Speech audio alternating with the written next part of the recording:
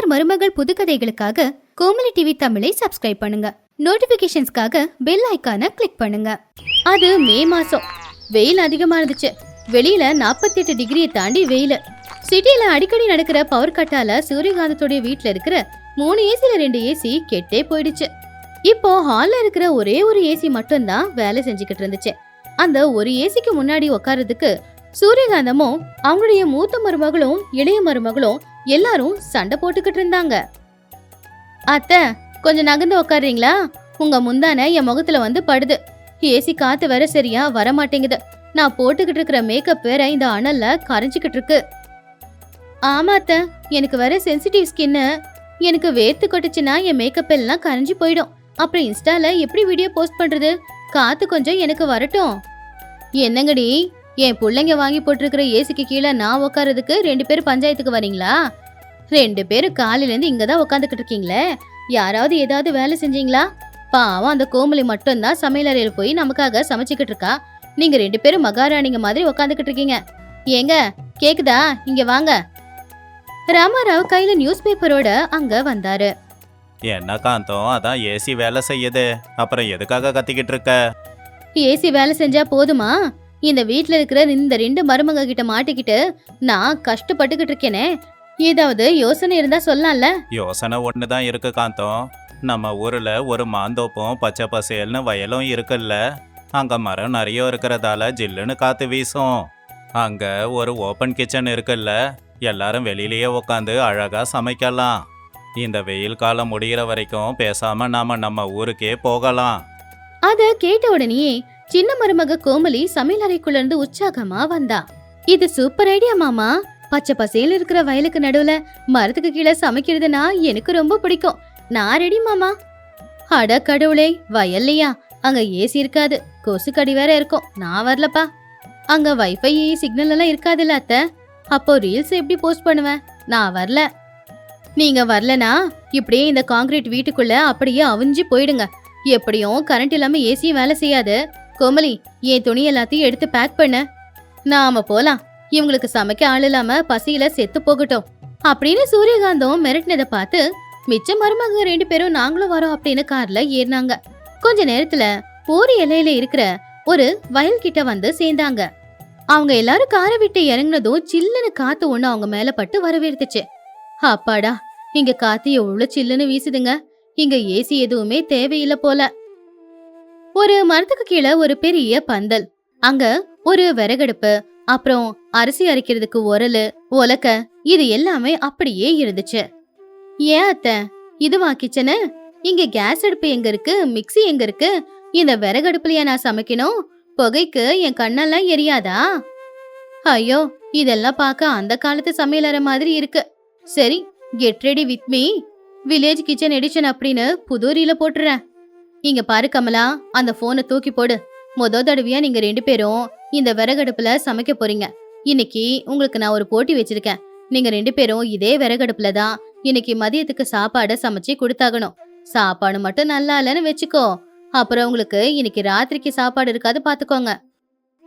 அப்ப கோமலி அங்க வந்து, அத்தை, அவங்க 2 பேருக்கு அதெல்லாம் வராது. நான் வேணா உதவி செய்யட்டுமா? அதெல்லாம் ஒண்ணு வேணாம். நீ நல்லாவே சமைப்ப. உன் தலையில இவளுங்க எல்லா வேலையும் கட்டி போட்டுருவாளுங்க. அதெல்லாம் வேண்டாம். இன்னைக்கு இவளுங்க தான் சமைக்கணும். 2 பேரும் சீக்கிரமா போய் என்ன சமைக்க தெரியுமோ அத சமைக்க சொல்லு. சூரியகாந்தம் ஒரு கைத்துக்கட்டுல உட்காந்துக்கிட்டு மருமகளுக்கு ஆர்டர் போட்டுக்கிட்டு இருந்தாங்க.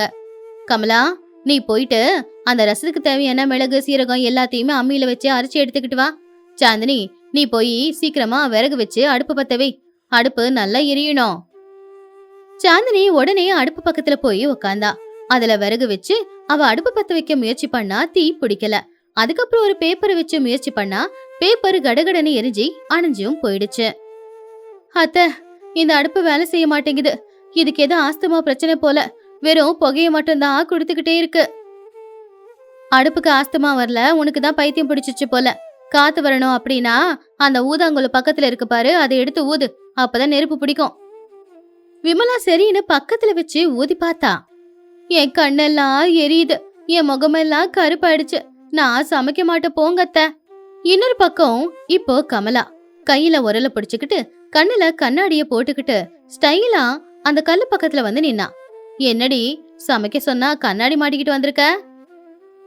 மிளகு சீரை இடிச்சா அந்த காரத்துக்கு கண்ணுல இருந்து கண்ணீர் கொட்டும்ல அத்தை, அதான் கண்ணாடி போட்டிருக்கேன். அப்புறம் இப்ப நான் லைவ்ல இருக்கேன், மேக்கப் கலையக்கூடாதுல்ல அப்படின்னு சொல்லி கமலா உலக்கையை பிடிச்சிட்டு ஒரு இடிதான் இடிச்சா. உரல்ல இருக்கிற அந்த ஒரு வெங்காயம் பறந்து போய் சூரியகாந்த தலையில விழுந்துச்சு. அடியே, உரல்ல போட்டு இடிக்க சொன்னா ஏன் தலையில போட்டு இடிக்கிற? இன்னைக்கு நீ சமைச்ச மாதிரி தான், நான் சாப்பிட்ட மாதிரி தான். கமலாவுக்கு தெரிஞ்சு போச்சே அவளால இங்க சமைக்க முடியாதுன்னு. யாருக்கு தெரியாம ஒரு மரத்துக்கு பின்னாடி போய் நின்னு ஸ்விக்கில 2 பிரியாணியும் ஒரு பட்டர் சிக்கனையும் லொகேஷன் போட்டு ஆர்டர் பண்ணா. அப்பாடா, ஸ்விக்கிக்காரன் சாப்பாடு கொண்டு வந்து கொடுத்துருவான், அத்தை கிட்ட நாங்க தான் சமைச்சோம் அப்படின்னு போய் சொல்லிடலாம் அப்படின்னு பிளான் போட்டா. அரை மணி நேரத்துல ஸ்விக்கி பாய் வந்து அந்த ஆர்டரை டெலிவரி பண்ணிட்டு அங்கிருந்து போயிட்டான். அப்ப கமலா யாருக்கு தெரியாம அந்த சாப்பாடு எடுத்துக்கிட்டு மெதுவா கிச்சன் கிட்ட வந்துட்டா. ஆனா அங்க ஒரு மரத்துல இருந்த குரங்கோட மூக்குக்கு அந்த சிக்கன் பிரியாணி வாசம் வந்துச்சோ என்னவோ. உடனே மரத்தை விட்டு கீழே இறங்கி குதிச்சு கமலா கையில இருந்த அந்த பைய எடுத்துக்கிட்டு மரத்துல ஏறி உக்காந்துச்சு. கமலா சத்தமா, ஐயோ வாங்க வாங்க, குரங்கே சாப்பாடு எடுத்துக்கிட்டு போயிடுச்சு. அப்போ சூரியகாந்தம் அங்க வந்து, என்னடி இது, உன்னை சமைக்க சொல்லி சொன்னா யாருக்கு தெரியாம திருட்டுத்தனமா சிட்டியில இருந்து ஸ்விக்கில ஆர்டர் பண்ணி வாங்குறிய சாப்பாட? அது அந்த குரங்குக்கு பிடிக்கல போல தெரியுது, அதனாலதான் அந்த சாப்பாட புடுங்கிக்கிட்டு போயிடுச்சு. இன்னைக்கு நீங்க எல்லாரும் பட்னியாவே இருங்க. மதியம் 2 மணி ஆச்சு. பாவம் எல்லாராலையுமே பசிய தாங்கிக்கவே முடியல. அப்போ கோமலி கணத்துல இறங்குனா. அத்தை, நீங்க அமைதியா இருங்க, நீங்க 2 பேரும் சும்மா உட்காருங்க, நான் சீக்கிரமா சமைச்சு கொண்டு வந்துடுறேன். கோமலி முந்தானி எடுத்து இடுப்புல சொருகிக்கிட்டு சுறுசுறுப்பா வேலைய ஆரம்பிச்சா. தோட்டத்துக்கு போய் அங்க விளைஞ்சிருக்கிற கத்திரிக்காய் தக்காளி எல்லாத்தையும் பறிச்சுக்கிட்டு வந்தா. ரொம்பவே சுலபமா அந்த விறகடுப்ப பத்த வச்சா. அரிசிய கழுவி ஒரு பானைய வச்சு அதுல அவ அரிசிய கழுவி ஒல வச்சா. அப்படி அவ சமைச்சுக்கிட்டே அவங்க அக்காங்க கிட்ட, அக்கா, விறகடுப்புல சமைக்கிறதுனால நம்ம ஹெல்த்துக்கு எந்த இஷ்யூஸும் வராம சாப்பாடும் ரொம்ப நல்லா இருக்கும். அதுலயும் மண் பாத்திரத்துல சமைச்சா சுவை 2 மடங்கு அதிகமாகும். ஏசி ரூம்ல சும்மா உட்காந்துக்கிட்டு இருந்தா உடம்புக்கு முடியாம தான் போகும். இப்படி ஓடியாடி வேலை செஞ்சாதான் உடம்புக்கு ரொம்ப நல்லது. அதுவும் ஒரு எக்ஸசைஸ் தானே. அரை மணி நேரத்துல கோமலி சமையல் வேலையை முடிச்சிட்டா. சுட சுட சாப்பாடும் அப்படியே கொதிக்கிற எண்ணெயில மெதுக்கிற அந்த எண்ணெய் கத்திரிக்காய் குழம்பும். இத பார்த்து 2 பேருக்குமே ரொம்பவுமே பிடிச்சு போச்சு. சமைச்சு முடிச்சதும் எல்லாருமே அங்க இருக்கிற மாந்தோப்புல போய் ஒரு மரத்துக்கு கீழே உக்காந்து சாப்பிட ஆரம்பிச்சாங்க. கோமலி இலையில எல்லாருக்குமே சாப்பாட பரிமாறினா. சில்லுன்னு காத்து வீசும் போது அனல் பறக்கிற சாதத்துல அந்த குழம்பு ஊத்தி சாப்பிடும் போது அத வார்த்தையால யாராலையும் சொல்ல முடியாது. சூரியகாந்தம் எல்லாத்தையும் கலந்து ஒரு வாய் எடுத்து சாப்பிட்டு கண்ணு மூடி ரொம்பவே சந்தோஷப்பட்டாங்க. அடடடடா கோமலி, என்ன சமையலுமா, என்ன வேணும்னாலும் சொல்லு, அந்த 5 ஸ்டார் ஹோட்டல்ல இருக்கிற ஷெஃபால கூட நீ சமைக்கிற மாதிரி சமையல் செய்ய முடியாது. இத்தனை நாள் இந்த சுத்தமான காத்து, இங்க இருக்கிற அமைதி, இது எல்லாம் விட்டுட்டு இந்த சிட்டில வாழ்ந்திருக்கோம்னா எங்களுக்கு எவ்வளவு பைத்தியம் இல்ல? உண்மைதான் கோமலி, சிட்டில இருக்கிற வாழ்க்கை தான் நல்ல வாழ்க்கை அப்படின்னு இத்தனை நாளா நான் நினைச்சுக்கிட்டு இருந்தேன். ஆனா கிராமத்து வாழ்க்கையில தான் ஒரு நிம்மதியும் சந்தோஷமும் இருக்கும் அப்படிங்கறத இன்னைக்கு ஒரு நாள்ல நீ எங்க எல்லாருக்கும் கத்து கொடுத்துட்ட. ஆமா கோமலி, நான் சோசியல் மீடியாவுக்காக எப்பவுமே ஒரு பொய்யான உலகத்துல தான் வாழ்ந்துகிட்டு இருந்தேன். ஆனா இதுதான் உண்மையான உலகம். உண்மையான உலகம் ரொம்ப அழகா இருக்கு. அதுலயும் இங்க உன் சாப்பாடு சாப்பிடும் போது கிடைக்கிற சுகமே தனிதான். ராமாராவ் சிரிச்சுக்கிட்டே, பாத்தியா காந்தம், நம்ம தோட்டம் ஏசி மாதிரி எப்படி ஜில்லுன்னு இருக்கு. கோமலியோட சமையலும் ரொம்ப நல்லா இருக்கு. பெரிய மருமகளுக்கும் அறிவு வந்திருக்கு. உண்மைதாங்க, இன்னைக்கு கோமலியோட புண்ணியத்துல இந்த பச்சை பசேல்னு வயலுக்கு நடுவுல ஒரு சூப்பர் கிச்சன் தயாராயிருக்கு. இங்க பாருங்கம்மா சாந்தினி, கமலா, ஒரு வாரம் வரைக்கும் நாம இங்கேயே தான் இருக்க போறோம். இந்த ஒரு வாரம் இங்கேயே சமைச்சு சாப்பிட போறோம். சிட்டிக்கு போக போறதில்ல, என்ன சொல்றீங்க? அதை கேட்டு சாந்தினி கமலாவும் சரி அப்படின்னு சந்தோஷமா ஒத்துக்கிட்டாங்க. அப்படி அன்னைக்கு சாயந்தர நேரம் அவங்க எல்லாரும் சாப்பிட்டு முடிச்சுட்டு அதே மாந்தோப்புல கொஞ்ச நேரம் ஓய்வும் எடுத்தாங்க. சிட்டில இருக்கும்போது எல்லாத்துக்குமே சண்டை போட்ட அந்த குடும்பம் இப்போ இயற்கைக்கு நடுவுல சந்தோஷமா வாழ்ந்துகிட்டு இருந்துச்சு. இத மரத்துக்கு மேல நின்னு பாத்துக்கிட்டு இருந்த குரங்கு கூட பார்த்து ஆச்சரியப்பட்டுச்சு. இயற்கையோட சேர்ந்து வேலை செஞ்சா சுமையும் நமக்கு சுகமா தான் இருக்கும் அப்படின்னு அன்னைக்கு அவங்க புரிஞ்சுக்கிட்டாங்க. இந்த காலத்துல மனுஷங்க எல்லாருமே வசதியா மாறிட்டாங்க. எல்லாரும் அவங்க கம்ஃபர்ட் ஜோனை விட்டு வெளியில வர விரும்புறதே இல்ல. அவங்களுக்கு தேவையெல்லாம் ஏசி, உட்காந்த இடத்துல ஃபுட்டு, கையில ஒரு ஸ்மார்ட் போனு. ஆனா அந்த வாழ்க்கையில எந்த சந்தோஷமும் இல்ல. நம்ம பழைய காலத்து படி இயற்கையோட இயற்கையா ஒன்னா உட்காந்துக்கிட்டு ஒற்றுமையா எல்லாரும் ஏதோ இருக்கிறத வச்சு சமைச்சு சாப்பிடும்போது கிடைக்கிற சந்தோஷத்துக்கு வேற எதாலையும் ஈடு கொடுக்க முடியாது. முடிஞ்ச வரைக்கும் நாம இயற்கையோட ஒன்றி வாழ கத்துப்போம். இந்த கதை உங்களுக்கு நல்ல என்டர்டெயின்மெண்ட்டை மட்டும் கொடுக்காம கிராமத்து வாழ்க்கைனா என்ன அப்படிங்கிறத கற்றுக் கொடுக்கும்னு நம்புகிறோம். சூரியகாந்த குடும்பத்தில் எல்லாரும் பண்ணுறத பார்த்து நீங்கள் வயிறு குலுங்க சிரிச்சிருப்பீங்க இல்லையா? இது இன்னைக்கான கதை. இன்னொரு நல்ல கதையோட உங்களை சந்திக்கிறேன். நன்றி, வணக்கம். மே மாசம் பாதி முடிஞ்சு போச்சு. வெயில இன்னும் பயங்கரமா இருந்துச்சு. சொல்ல போனா வெயில 45 டிகிரில இருந்து 47 டிகிரிக்கு போயிடுச்சு. தெருவுல ஒத்த ஆள காணோம். சூரியகாந்தத்தோட வீட்டுல 2 ஏசி இருந்தாலும் கூட அனல் குறையவே இல்ல. ராஜேஷ் என்னடா இது? ஏசி 2 வேலை செய்தா இல்ல இதுங்களுக்கு என் மேல ஏதாச்சும் கோவமா? பேசாம என்ன தூக்கிட்டு போய் ஃப்ரிட்ஜில் வச்சிருயாடா. அந்த தக்காளி பழத்துக்கு பக்கத்துல நானும் அப்படியே படுத்து தூங்கிக்கிறேன். வெயில் தாங்க முடிய மாட்டேங்குதுடா. அம்மா, ஃப்ரிட்ஜில் பால் தண்ணின்னு வைப்பாங்க, மனுஷங்களை வைப்பாங்களா? வெளியில் வெயில் எப்படி இருக்குன்னு பாத்தியா? ஏசி கம்ப்ரஸர் கூட அனல் தாங்க முடியாமல் வேலை செய்யலை போல. சரி, மெக்கானிக்கை கூட்டிகிட்டு வந்து சரி பண்ணலான்னு பார்த்தா மெக்கானிக்கையே காணோம். எனக்கு தெரிஞ்சு போச்சுடா. நீ உங்க அப்பா கூட சேர்ந்துக்கிட்டு என்ன நல்லா இந்த வெயில காய வச்சு 65 பண்ணி சாப்பிடலான்னு பாக்குறீங்க. நல்லா கட்டிருக்கீங்களே வீட்டை. காத்து வரவும் வழி இல்ல, காத்து வெளியே போகவும் வழி இல்ல. அப்பதான் ராமாராவ் கையில ஒரு லெட்டரை பிடிச்சுக்கிட்டு வீட்டுக்குள்ள வந்தாரு. காந்தம், உனக்கு ஒரு நல்ல செய்தியை கொண்டு வந்திருக்கேன். என் பாலிய சிநேகிதன் சுப்பையா இருக்கான்ல, அவன் மலைக்கு மேலே 2 வீடு கட்டி வச்சிருக்கானே. அவன் அந்த வீட்டை நம்மள பயன்படுத்திக்க சொல்லி சொல்றான். அவன் புள்ள கூட துபாய்க்கு போய் செட்டில் ஆகிறானாமா. அந்த மலைக்கு மேலே வெயில் அவ்வளவா இருக்காது, நாம அங்க போய் தங்கிக்கலாம் இல்லையா? என்னது, மலைக்கு மேல வீடா? நல்ல ஐடியா கொடுத்தீங்க நீங்க. பரவாயில்ல, என்னைக்காச்சும் ஒரு நாள் இந்த மாதிரி நல்ல ஐடியா கொடுக்குறீங்க. ஆமா, அந்த வீடு எப்படி இருக்கும்? என் ஸ்டேட்டஸ்க்கு ஏத்தாப்புல இருக்குமா? அந்த மலைக்கு மேலே 2 வீடு கட்டியிருக்கான். ஒன்று கிளாஸ் பில்டிங்கு, புது வீடு, நல்லா பலன்னு இருக்கும். சென்ட்ரலைஸ்டு ஏசி கூட போட்டிருக்கானா. அங்கே செவர் அதிகமாக இருக்காது, கண்ணாடி தான் இருக்கும். 2வது, மலைக்கு கீழே கட்டி இருக்கிற சாதாரண மண் வீடு, ஓட்டு வீடு தான். ஆனால் வீட்டை சுற்றி 1 ஏக்கர் நிலம் இருக்கு, அதில் நிறைய மரங்களும் இருக்கு. இதுல 2 வீடு எதுக்கு? எனக்கு பிடிச்சது என்னமோ அந்த மலைக்கு மேல இருக்கிற கண்ணாடி வீடு தான். அங்கதானே சென்ட்ரல் ஏசி இருக்கு. புது பில்டிங்னு வேற சொல்றீங்க. நான் மகாராணி மாதிரி அந்த வீட்ல இருக்கதான் ஆசைப்படுவேன். இந்த மண் வீடெல்லாம் நமக்கு ஒத்து வராது. நாம கிளாஸ் வீட்ல தங்கிக்கிட்டு அந்த மண் வீட்ல கோமலியையும் ராஜேஷையும் தங்க வச்சிடலாம். ரொம்ப தேங்க்ஸ் அத்தை. சுத்திலும் பெரிய பூமி, நடுவுல ஒரு சின்ன மண் வீடு, சுத்தமான காத்து இருக்கும். எனக்கு அந்த வீடே போதும். நாங்க அங்கேயே தங்கிக்கிறோம். ஆமாம்மா, அந்த மண் வீடே நல்லா ஜில்லுன்னு தான் இருக்கும். எதுக்கு கண்ணாடி வீடு? எங்க கூடவே வந்து தங்கு. பாத்தீங்களாங்க, நானும் இவன் கூட போய் தங்கணுமா? அந்த மண் வீட்டுல உக்காந்துக்கிட்டு கொசு ஈன்னு ஓட்டிக்கிட்டு இருக்கணுமா? அதெல்லாம் என்னால முடியாது. நான் மகாராணி, நான் அந்த கண்ணாடி வீட்டுல தான் இருப்பேன். கோமலிக்கு மட்டும்தான் அந்த கொசு தொல்லை ஈ தொல்லை பெருசா தெரியாது. அவ அங்க தங்குறதுக்கு ஏத்த ஆளுதான்.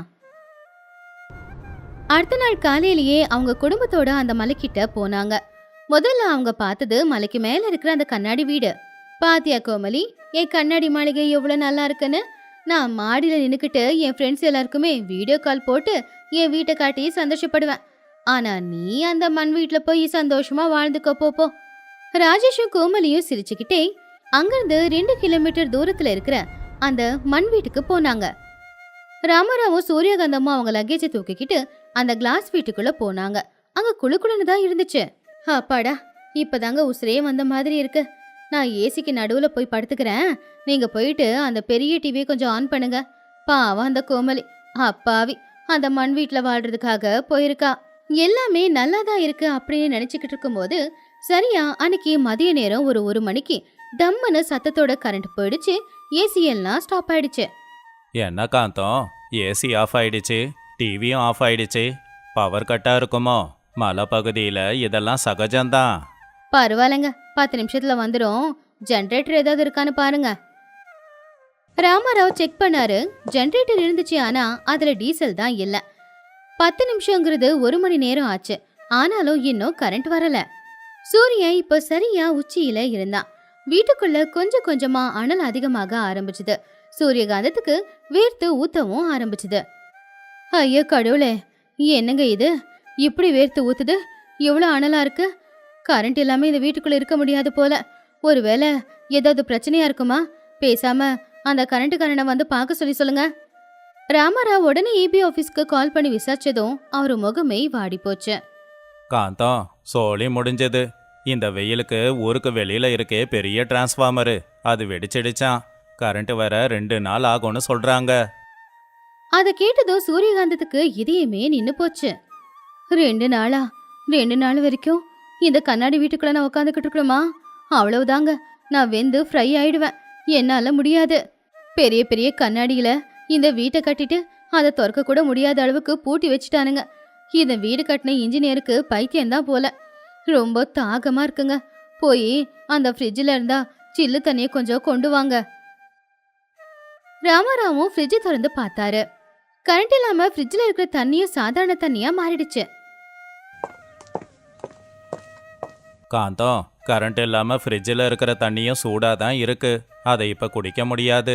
குழாவை திறந்தா தண்ணி கொதிக்க கொதிக்க வருது. அந்த தண்ணியை பிடிச்சி அதில் அரிசியை போட்டா கொஞ்ச நேரத்தில் கொதிச்சு சாப்பாடாயிடும்.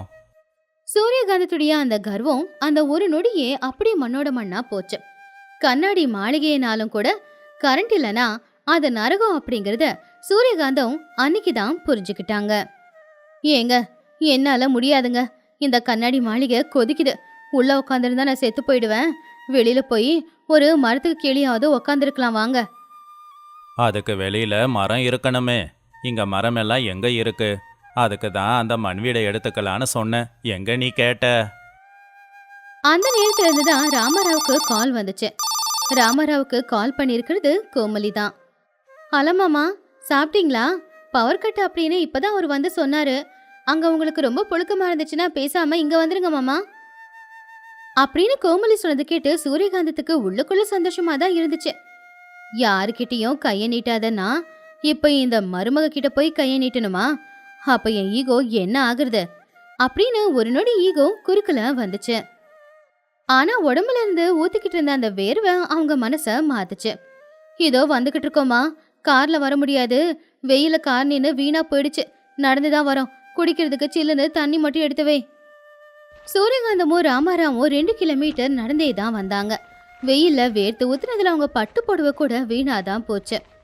ஆனா அந்த வீட்டுக்கு பக்கத்துல வரும்போதே சில்லுன்னு காத்து வந்து அவங்க மேல பட்டுச்சு.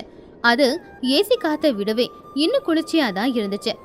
அவங்க இருந்த இடத்துல இருந்த வெயிலுக்கும் இப்ப கீழே வந்ததும் இருக்கிற இந்த கிளைமேட்டுக்கும் ரொம்பவும் வித்தியாசம் தெளிவாவே தெரிஞ்சுது. சூரியகாந்தம் ஆச்சரியமா அந்த வீட்டை பார்த்தாங்க. அந்த வீட்டோட செவரு மண்ணால கட்டினது. அந்த வீட்டுக்கு மேல கூரைக்கு போட்டிருக்கிறது கூட வெறும் ஓடு மட்டும்தான்.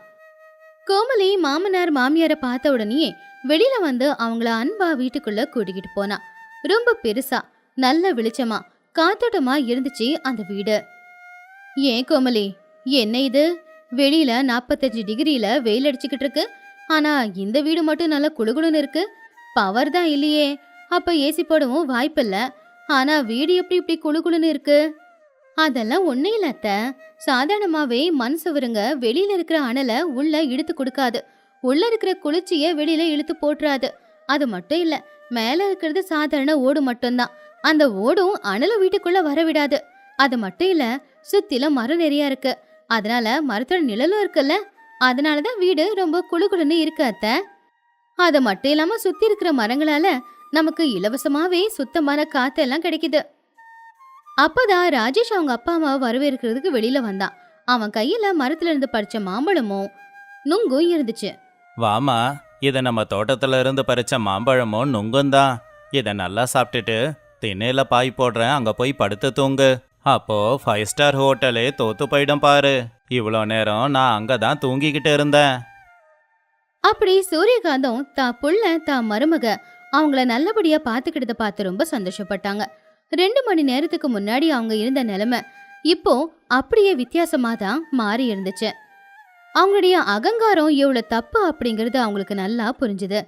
கோமலி, என்ன மன்னிச்சிடுமா, நீ ரொம்ப புத்திசாலி பொண்ணு. நான் அழகு ஆடம்பரம் தகுதி அப்படின்னு சொல்லி அந்த கண்ணாடி வீட்டுக்குள்ள போய் உக்காந்த. என்ன கண்ணாடி வீடா இருந்தா என்ன புண்ணியம்? கரண்ட் இல்லனா அது நரகம் நரகம் மாதிரி தாமா இருக்கு. ஆனா இந்த மண் வீடு அப்படி இல்ல. இயற்கையாவே இது குளுகுளுன்னு இருக்கு. சும்மா சொல்லக்கூடாது. நீ ரொம்ப புத்திசாலிதாம்மா. உண்மைதான் காந்தம். நாம மாடர்ன் டெக்னாலஜி, அதிகாரம், தகுதின்னு அது பின்னாடியே ஓடிக்கிட்டு இருக்கோம். ஆனா இந்த மாடர்ன் டெக்னாலஜி எதுவுமே கரண்ட் இல்லைன்னா வேலை செய்யாது. ஆனா இந்த மாதிரி மண் வீடு, வயலு, இது எதுக்குமே கரண்ட் தேவையில்லை. இது இயற்கையாவே நமக்கு ஏத்த மாதிரி தான் இருக்கும். கோமலி, அந்த கண்ணாடி வீடு எனக்கு வேண்டாமா. ஃப்ரீயா அங்க இருக்க சொன்னாலும் நான் இல்ல. பேசாம நானும் உங்க கூடவே இங்கேயே தங்கிடுறேன். நாளையில இருந்து சமையலுக்கு நான் உதவி செய்யறேன். இந்த மரங்களுக்கு, செடி கொடிகளுக்கு நானே தண்ணிய ஊத்துறேன். இந்த வாசலை பெருக்கி சாணி மொழுகி நானே கோலத்தை போடுறேன். இப்படி நானும் உங்கள மாதிரியே மாறிடுறேன். அதுதான் என் உடம்புக்கு நல்லது, மனசுக்கும் நல்லது. அப்ப ராமாராவ் சிரிச்சுக்கிட்டே, பரவாயில்லையே, என் பொண்டாட்டி மாறிட்டா. அப்ப இனிமே அந்த கண்ணாடி வீட்டுக்கு போக வேண்டிய அவசியம் இல்ல. மண் வீட்டிலேயே சந்தோஷமா வாழலாம் அப்படின்னு ராமாராவ் சந்தோஷமா சொன்னாரு. அப்படி அந்த குடும்பம் பச்சை பசேல்னு இருக்கிற அந்த மரத்துங்களுக்கு நடுவுல அந்த மண் வீட்டுல சந்தோஷமா அவங்க வாழ்க்கைய வாழ்ந்துட்டு இருந்தாங்க. இது இன்னைக்கான கதை. இன்னொரு நல்ல கதையோட உங்க எல்லாரையும் சந்திக்கிற வரைக்கும் நன்றி.